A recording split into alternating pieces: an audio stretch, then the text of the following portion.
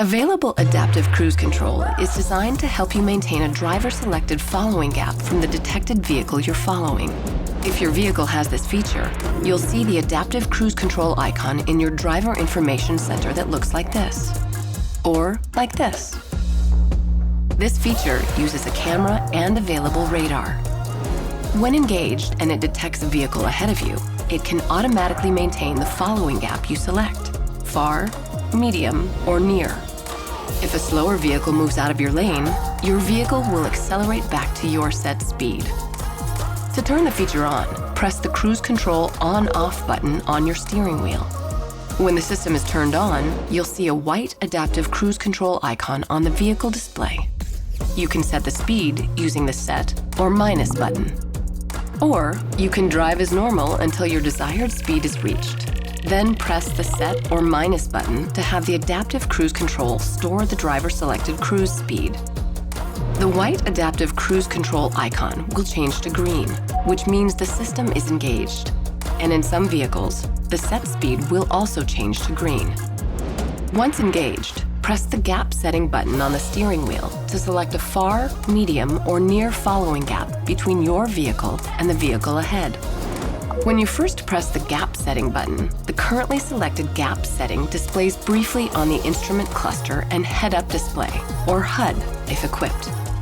Each press of the button cycles through the far, medium, and near gap settings. If you'd like to increase your speed, tap the Resume or Plus button when engaged. Or use the accelerator pedal to reach a different speed. Then press the Set or Minus button. Keep in mind that when you use the accelerator pedal while Adaptive Cruise Control is active, the green icon will change to blue, which means that Adaptive Cruise Control automatic braking is temporarily disabled until you release the accelerator pedal.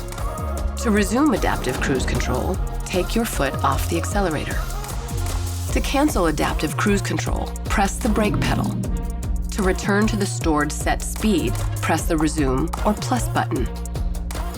If the system doesn't detect a vehicle ahead, Adaptive Cruise Control works just like Cruise Control and maintains a driver-selected cruise speed.